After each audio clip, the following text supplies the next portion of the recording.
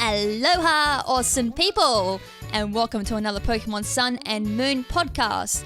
However, unlike the last podcast that I did, this one's more of a afterthought, going through some mistakes that I made on the last podcast and covering a few topics I never got the chance to cover in that particular podcast, which was mainly on the new starters for Pokemon Moon and Sun, the legendaries, and the region itself. So, without further ado, let's get into the meat and gritty of today's podcast, which hopefully won't be as long as the last podcast. So without further ado, strap yourselves in for some more facts. So the first one I want to cover is in regards to the professor and the player's relationship. In the original podcast, I did say that the professor refers to the player as cousin, and I made the comment saying that this could be a literal cousin relationship. And I don't know why I forgot this. It could have been because I did so many hours of research. I did about 15 attempts at the podcast as well. So by the time I made that particular version of the podcast, I think my brain was half asleep. But in Hawaii and a few other places in the world, including Australia, cousin often refers to friend or communal closeness, anything along the lines of closeness to a person. So in Australia, thanks to the Kiwis or the New Zealanders, you often hear people saying, "Hey cuz, going down to the shops," instead of, "G'day mate, going down to the pub later?" So as someone who's grown up with the very thick Australian slang, hearing the word cousin instead of mate is indeed quite weird for me. But yeah, cousin is definitely could be a replacement for friend, or as I said, colloquial for communal closeness. And if Lilo and Stitch has taught me anything, and by the way, if you haven't seen that movie, probably best time to dose in some Hawaiian culture, because there is so much you can probably learn from that movie. And at the same time, it is quite a good Disney movie, and now that I've mentioned it, I'm probably going to watch it after doing this podcast. But anyways, having now remembered that, it may not be a literal cousin relationship between the professor and the player. It could be just the fact that the professor could be referring to the player as like part of the community, because I did make a theory saying that the player has moved to this particular region from another region, as we've seen in many other previous Pokemon games. So that is probably something that we're still unaware of at this point in time, is the relationship between the professor and the player, since in the past we have seen a father and son/daughter relationship, and I can't remember there's been any others, but it's mostly just been just a neighbor or something. So it'd be interesting to see what this professor is to the player when we actually get into the game. So that's the one thing, the first thing I wanted to cover was just going over my little mistake in the previous podcast. So the next thing I wanted to cover was in regards to the Moon Legendary. Now, in the main podcast, I did go over a theory of mine saying that the Sun Legendary, which was a big lion, which is really cool by the way, I really do like the Sun Legendary, but I'm not jumping on Team Sun or Team Moon until coming very close to the game, I think, because I don't want to make any early judgments and then find out something else about the legendaries down the track and be like, "Oh, that is so cool, I'm going to switch sides." Now, I don't want to do that, so I'm neither team at the moment, but anyways, back to my point. I did make a theory that the Sun Legendary was based on the Hawaiian legend of the Crouching Lion. So it was an extremely interesting legend. If you want to know more about that particular legend, I'll probably leave a link somewhere in regards to the previous podcast. But at the same time, I wasn't too sure about the Moon Legendary. Obviously, it's a bat with some with a lot of moon-like features. I mean, its wings have got some crescents on it. It's got a crescent-like head like Cresselia. It's got stars on it as well. It's even got the crescents on its tail. It's even in the shape of Yvantal. So as I said, I got more of a Yvantal feel to it more than Cresselia, but after looking at its head, like staring at its head for about 15 minutes, I did get a feel of Cresselia. That's about it. But anyways, I was very unsure about its base of origin until I got a comment from the user Michael98180, who actually brought up two good points for me. He actually said Popular reminds him of Gomamon, which I'm pretty sure if the same Gomamon I'm thinking of is from Digimon, but a little with clown features. Now, I'm going to interrupt this train of thought here for a second, going with one of my other train of thoughts that I was thinking of after I did the podcast. and that was how much Poplio reminded me of a clown. I mean, it's got the clown frills around its neck, and it's got the big red nose, and as the Japanese website described Poplio, it was using like water balloons or big air water balloons, whatever you want to call them, to either move around or attack with. So the more I stared at Poplio, the more I kept thinking, this Pokemon's going to evolve into a clown, this Pokemon's going to evolve into a clown, and the more I giggled at the idea. I mean, I did pose the idea of Poplio evolving into a Pokemon with like water balloons being attached to it or flying around like that, so water flying was a possibility. But after reading this feature and then thinking more about it, I'm like, Poplio could take the whole evolution idea of Cilio and Wolverine and then having more clown features to it. So obviously the frill around its neck getting larger, the red nose getting like redder or bigger, and then having like clown eyes, a clown hat coming out of its head, some balloons. It does actually make me quite excited when I think of it that way. It does make me, like when I think of it as a clown, it does make me quite excited for Poplio being quite an interesting starter, since obviously the only thing we've really got close to a clown is Mr. Mime. And to a lot of people, clowns are quite scary. Mr. Mime is quite scary. So, I mean, before people jump on that as well, I know Mr. Mime is based on a mime. But you gotta admit, it does give off that scary clown vibe. I mean, I'm not afraid of clowns, but I know some people do get freaked out about Mr. Mime being quite clownish. But anyways, on to the meat and gritty of this particular comment was, if Sun Lion is based on the Crouching Lion legend, could the Moon Bat be based on the legend of the Nihaihu spirits? I definitely butchered that. I'm so sorry. But anyways, he sent me a link and I gave it a read through, and I think we may have found the legend that the Moon Legendary could be based on. So I'm going to quickly, I'm going to slightly paraphrase it a little bit just so people get the idea of it, because it is quite a long legend. A lot longer than the Crouching Lion, that's for sure. So here comes my dyslexia, by the way, if I completely butcher this legend, like this podcast, for example. Blame the dyslexia. Anyways, the legend of the man-eating spirits of Nihaihu.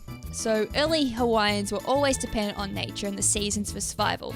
They had to preserve their resources, and so they had to observe strict hunting and fishing seasons, when the men were not allowed to kill animals or catch fish. But when the prohibition was lifted, competition was fierce, especially in the case of fishermen, who then had to travel far to find abundant fish to feed their villages. This is the story of five such men.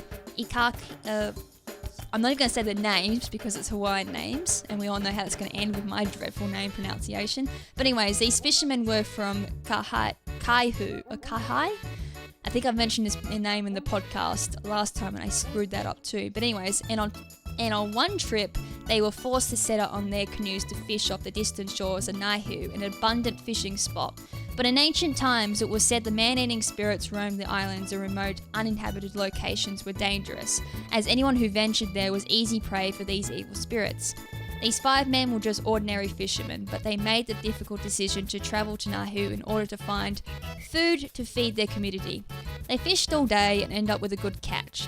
When the sky darkened into evening, they went ashore to Naihu to clean, salt and store their fish. They made a fire and ate some of the fish, and finally they lay down on the warm sand to sleep, while the next day would bring more hard work. When the sun rose, they were only 4 men. One of the men was nowhere to be found.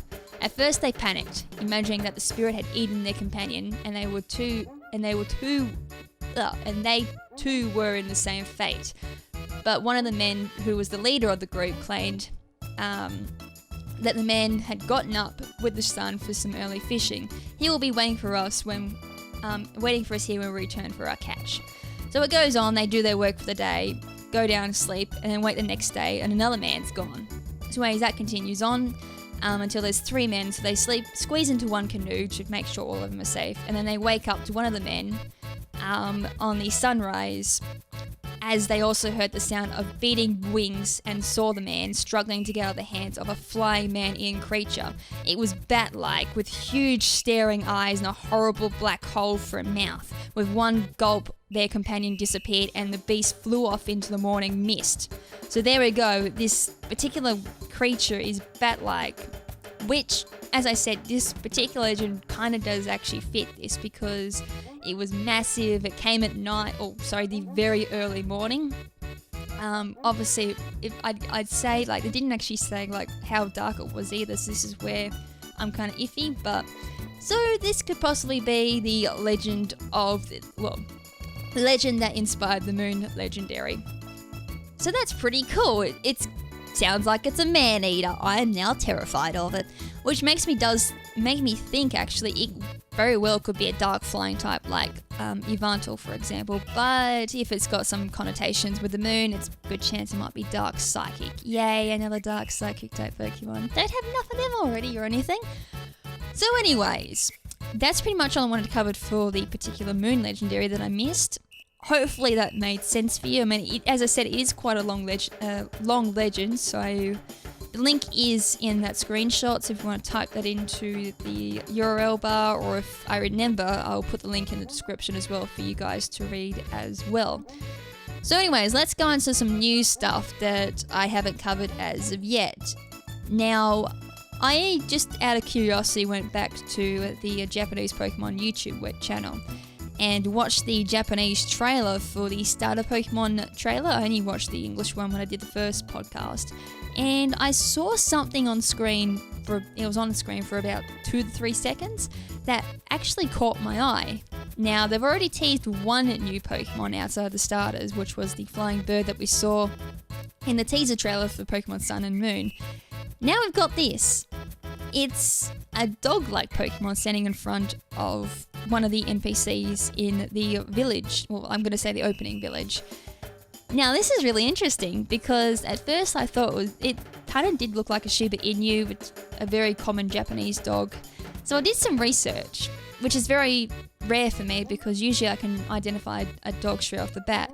So I did some research into like Hawaiian breeds or anything like close to that, because if anyone remembers, back in 5th Gen, we had Stoutland, who was very suited for the mountainous areas. I think even Herdia was based on a dog in the United States or something. And then we had Furfrou from Kalos region, who was based on the French Poodle.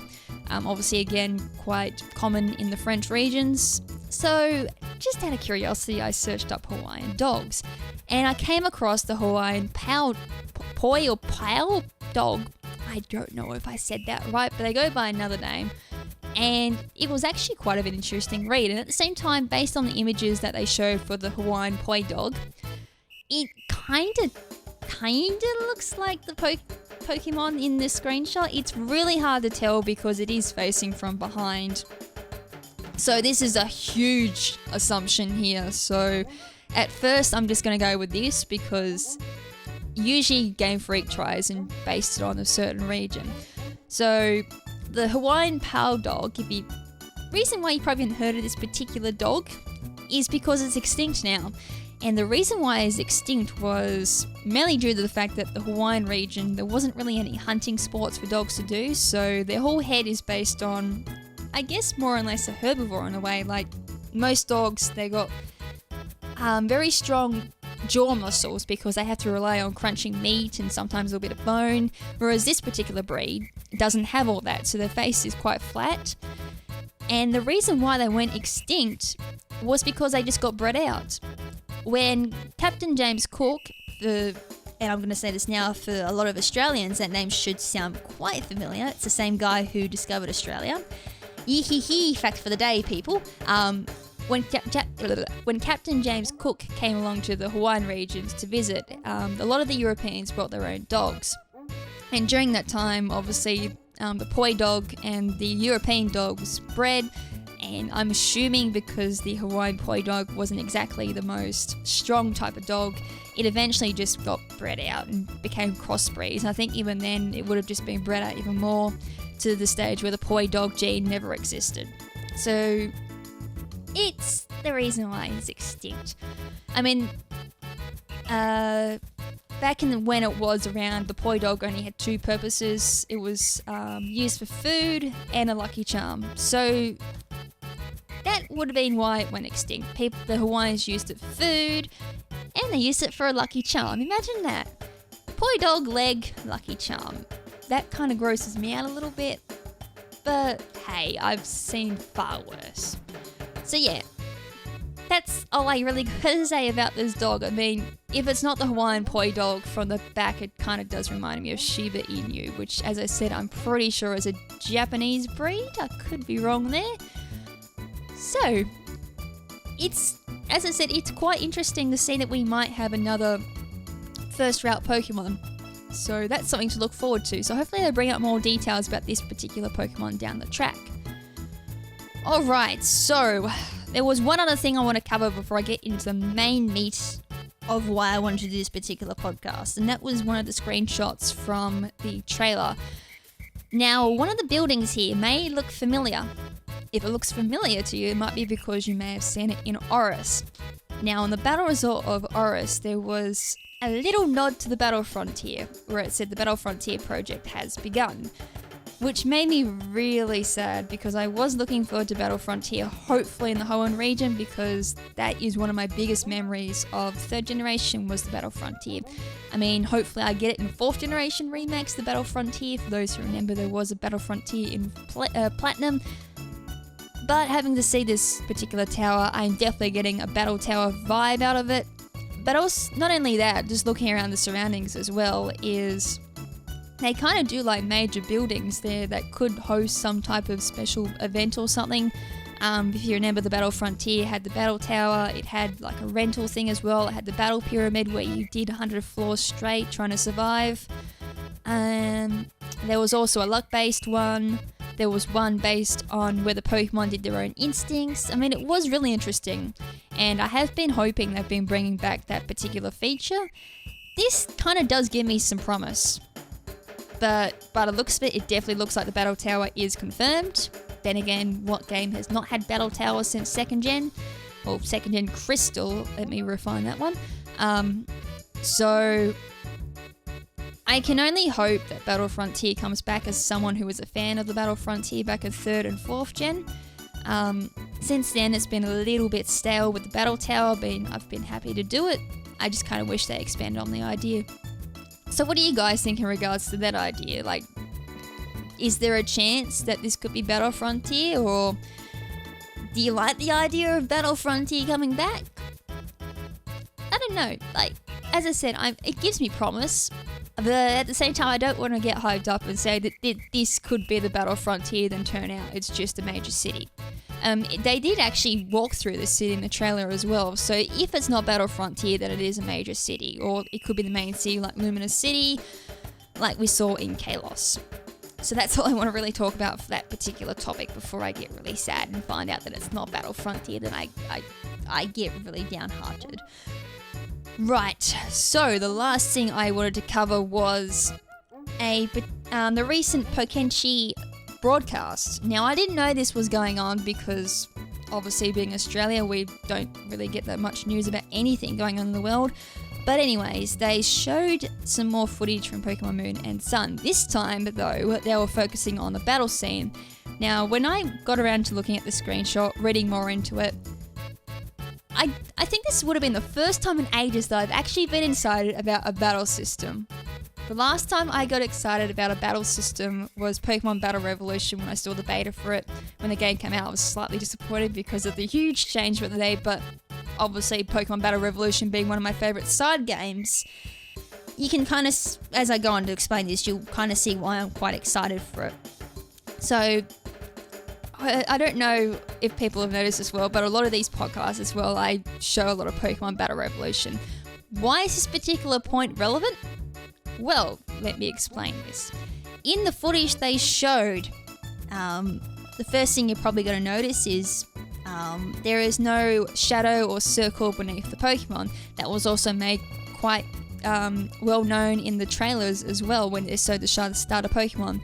If you remember in the trailers for X and Y and Oris, when they showed the starter Pokemon, there was always this patch of grass underneath them, and it's been a thing for a while now, that patch of grass. It's been quite, I don't know, quite iconic now, to say the least.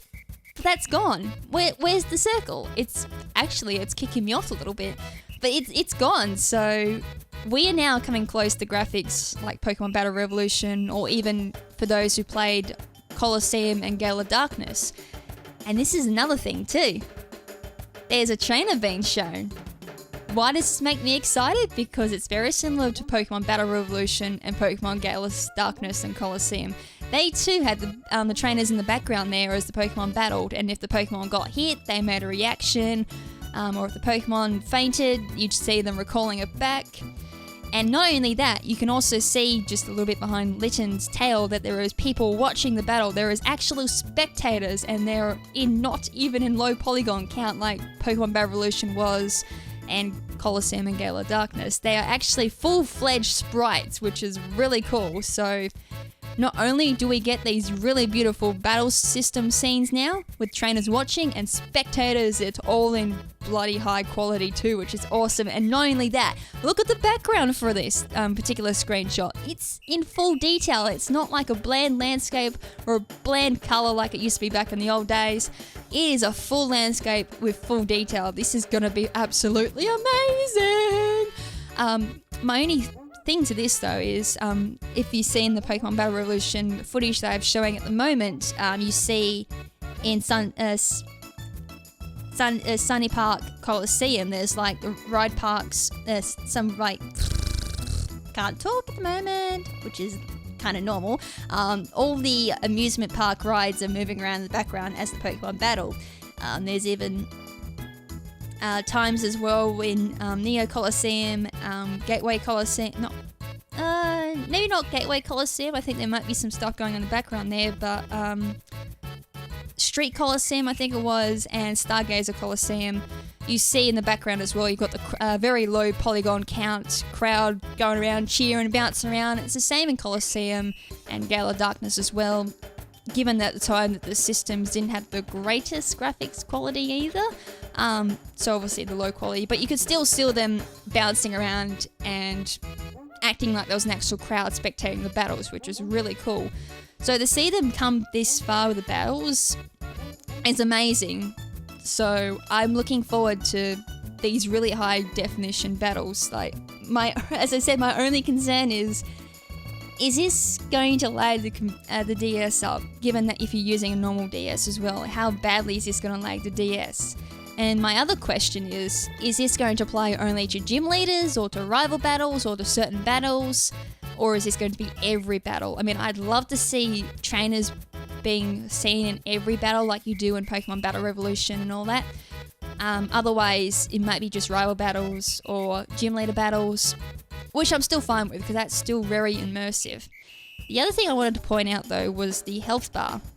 This is the most simplistic health bar I have seen in ages. So obviously it's got like the paintbrush stroke, and then we've got the health bar, which has actually made an improvement too. So before it was like a full color health bar, but has now got a gradient in it. So obviously at the very end of the health bar, there's like a yellow, kind of yellowish tint, or my eyesight's gone tonight. So it's yellow gradient going into the green gradient. So I'm assuming as the health bar goes down, that gradient changes to the yellow, obviously when it's in mid-health, so it'll be like a very dark yellow at the end there with going to the light yellow, and as it goes down, the gradient goes darker again to the red, where it would have the red gradient then go into like a very dark red, showing it's on low health. Other than that, everything else just seems the same. It's got the Pokemon's name, it's got the gender, it's got its level, and then obviously the health bar on your side would be the same thing again with the, I'm assuming it'd be another experience bar underneath that might have a gradient too, which is really cool. So obviously the closer you get to the level up, might show like a darker color or something. I'm not really too sure, but it's really cool to see how simplistic the health bar's gotten. So that's really cool. So now it's not taking up a corner of the screen, which is really cool. Is there any... oh, yes, one topic I wanted to cover before the end of this podcast. So there was a screenshot that I took last time that I never used, and at the same time, this is going back to the new dog-like Pokemon that we saw earlier.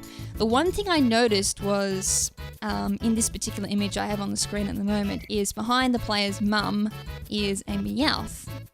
So is this going to be showing a lot of Pokemon in the wild, Pokemon in the overworld again, very similar to Oris? Which leads me to the next question. Are we going to get a feature like the Dex Nav again? I really hope so, because I enjoyed the Dex Nav. It brought some very nice mechanics to the game. It brought a very nice, easier way of obtaining decent IV Pokemon or decent moves as well. The whole idea of being able to catch Pokemon with egg moves is probably the best thing Game Freak has done in ages, alongside with making Hidden Power base 60 for regardless of what IV it was. For those who remember back in the day would know exactly what I mean by that particular comment. Speaking of Hidden Power though, like, I'm gonna put this now as something as a want. Can Game Freak please show Hidden Power what type it is instead of saying normal? Like, for example, if you have Hidden Power Fire, will come up saying it's a Fire type Hidden Power instead of saying normal. That's been my only gripe now with Hidden Power, is I want a particular type for it. But anyways, back to my original point. It looks like Overworld Pokemon are coming back. Now, this kind of leads to another thing as well. I just looking at the graphics for this game, I don't think we're getting walking Pokemon back. I'm sorry to disappoint, but I truly don't think we're getting walking Pokemon back. Maybe for the next handheld console, given the way that the Game Freak's graphics engine's going. But I think for Sun and Moon, we might be having another miss on walking Pokemon, which is a bit of a shame. But yeah, Overworld Pokemon gonna look cool. I can't wait to see lots of Meowths walking around, some more new Pokemon walking around, and interacting with more Pokemon. So riding Pokemon, yep, please bring it back. That is really cool. It's going to be so cool. I can't wait to see Overworld Pokemon. It made me excited in the old games for X and Y and Oris, so to see a Meowth and the new Pokemon standing next to a trainer in the open world is definitely exciting, so I can't wait to see that. And hopefully some Wingulls flying around or something like that. That's going to be cool. But other than that, I think that's going to be it for me, because I think I've covered every little topic that I wanted to cover, and unfortunately this went a little bit longer than I thought it would. Drat. But anyways, guys, I hope you guys enjoyed this podcast, just a little afterthought. And yes, I'm starting to get a little bit of excitement for this game, especially the battle system. As I said, this is the most excited I've ever been about an in-game battle system. I actually cannot wait to see what the Wi-Fi battles are going to look like. If they're as gorgeous as the in-game battles, then this is going to be awesome!